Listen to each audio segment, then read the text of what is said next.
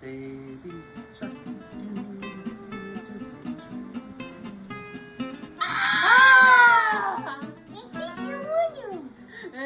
Hey guys, I'm Chris. I'm Vicky. And I'm Amber, and welcome to In Case You're Wondering. Yeah, welcome. Hi.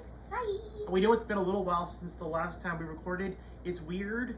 It's summer, and yet somehow it feels like we have less time to do this than during the normal year. Definitely. I don't know how that is. Mhm. Regardless, we've gotten the three of us together, and we're here to talk a little bit about a show that we really are loving a whole lot, and that's Fallout. If you are a fan of the game, and you liked that game before the show came out, that's awesome. I've got to be honest and say that for me, I wasn't familiar. There was a game. But still, even not familiar with the game, I really like the show and where it goes.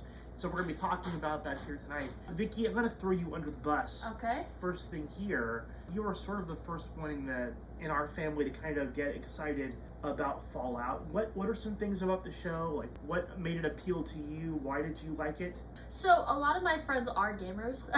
They're So, gamers. They're Yeah. gamers. Yeah. So I got really familiar with Keep going.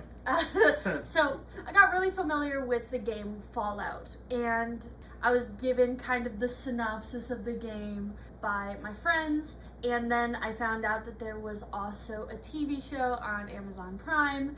As somebody who doesn't understand the games completely or play video games much at all, having basically a story that allows you to learn about the lore of what the games are supposed to be definitely helps and makes me kind of interested to maybe play the game myself one day.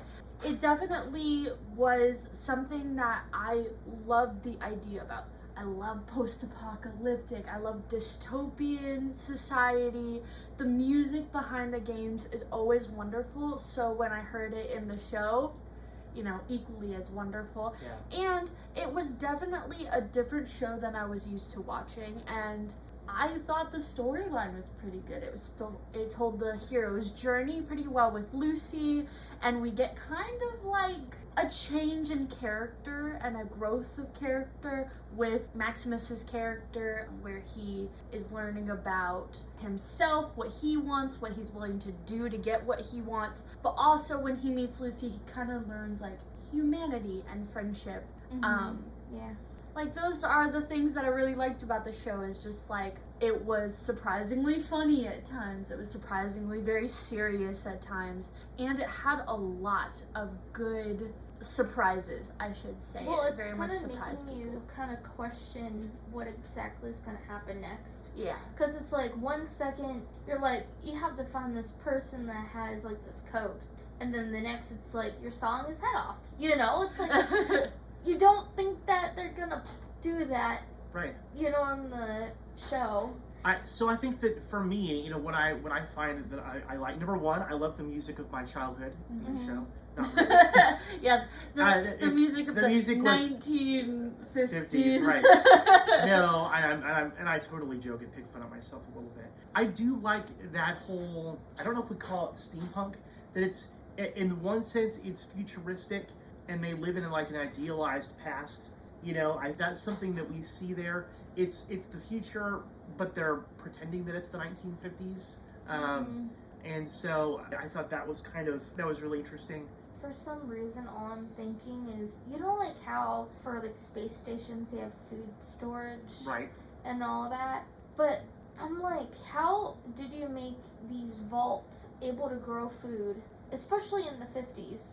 Like, have that like ration wise, have all this fancy stuff that you wouldn't really think to have on hand. In the 1950s, there was this sort of idea about pushing for the future, right? There was this optimism. You know, America had come out of World War II, the victors.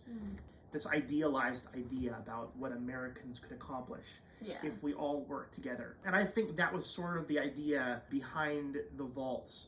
Understand, again, the vaults are using futuristic tech, right? They're not using 1950s technology. I still thought that idea of people who've isolated themselves, we see the people in the vaults as being victims, right?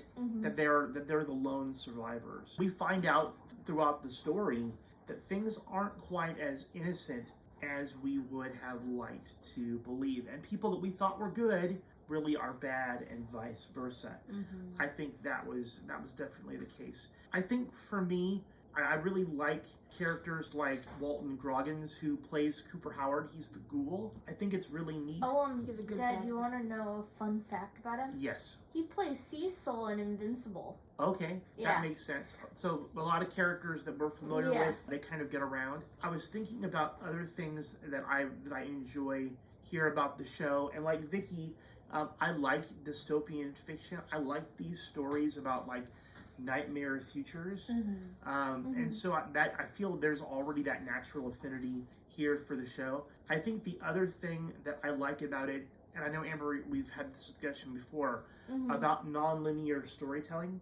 You know, that we've got Lucy's story, we've got Cooper's story, we've got Norm's story, we've got the story of Maximus, and it seems like they're all stories that are heading in completely different directions. But they have And the yet, same point. They do. They all end up coming together at some point in a way that makes sense. And I really love that. I think part of that non-linear storytelling, it allows us to kind of to keep some of the mystery that you talked about. Yeah. So that they want to make the ending a surprise for us. You know, like, out of all of, like, the characters, for some reason, I kind of feel bad for Norm, because it's like his sister left, his dad left.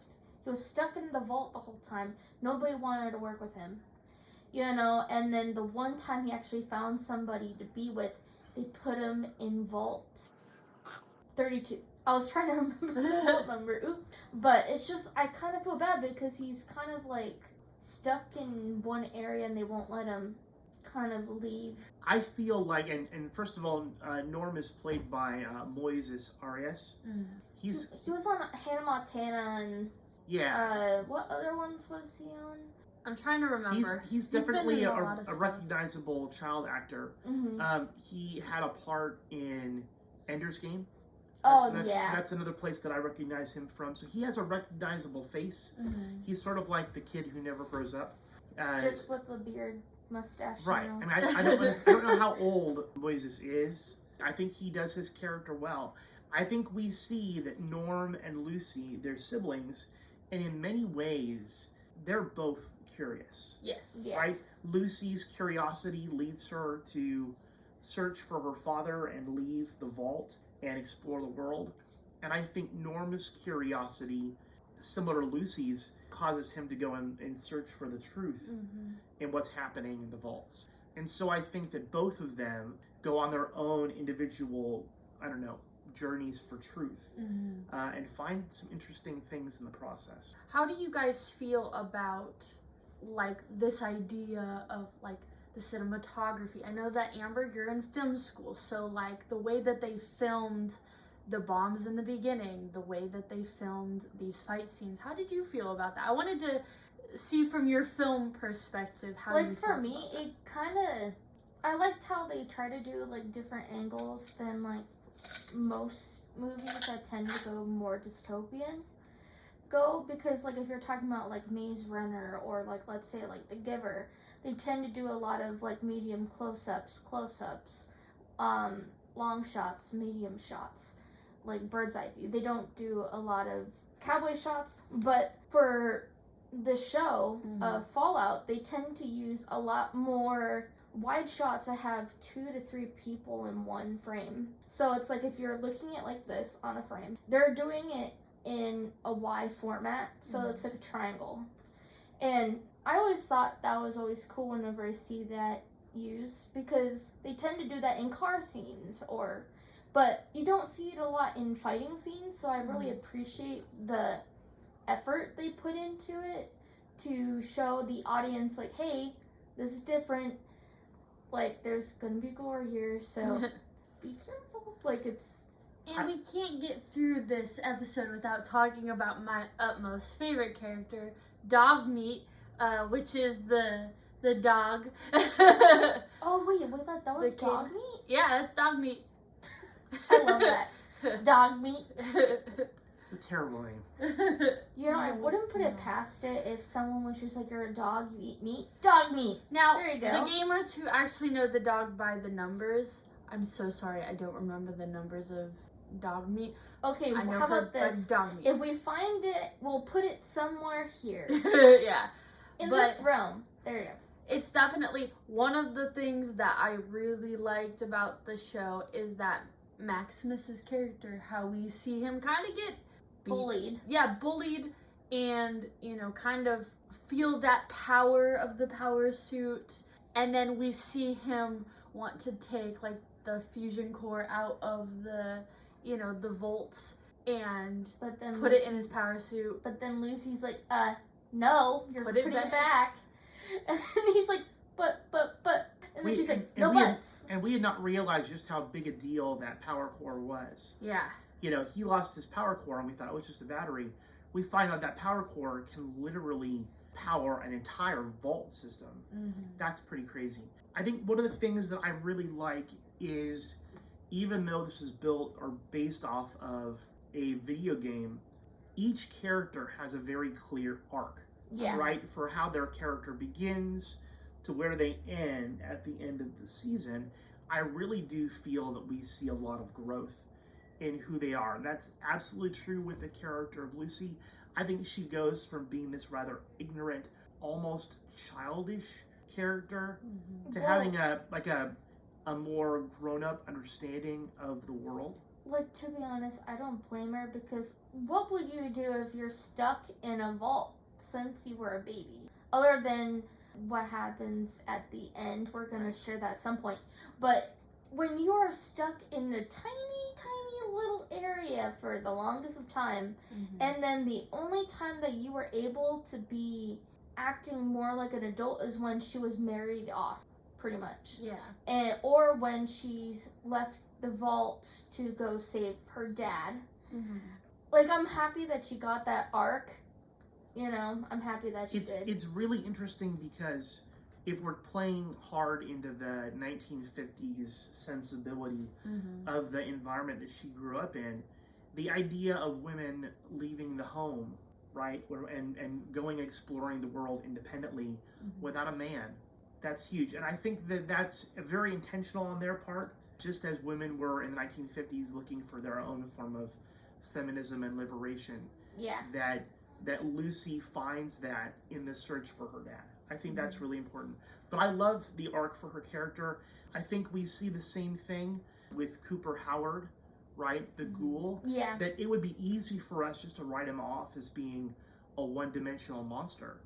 And with a lot of the flashbacks that we get to who he was prior to everything happening in the story, we know that he had been pretty much a hero. Right? A public celebrity, a good guy, a man of real character. And it's interesting to see how he became the monster, essentially, that he was. And then I agree. I look at a character like Maximus.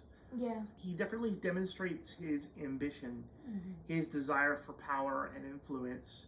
But I think seeing the difference from at the beginning where he seems very weak, and after going through everything that he does, we find that he has a lot of grit in him. I think that's interesting.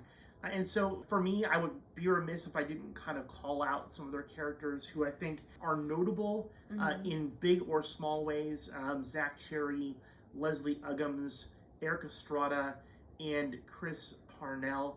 I call out Erik Estrada simply because growing up as a kid in the 80s, he was in a TV show called Chips. Erik Estrada was in that. And then Leslie Uggams, if you like Deadpool at all, she is featured heavily in that. She's the one that's like the blind one that's like, you gotta... She is. She's the one that talks about like cleaning the clothes that Deadpool just so got blood on. There are definitely some recognizable faces here in this show. I think the other thing that I want to make sure that we talk about here is a bit of the gore.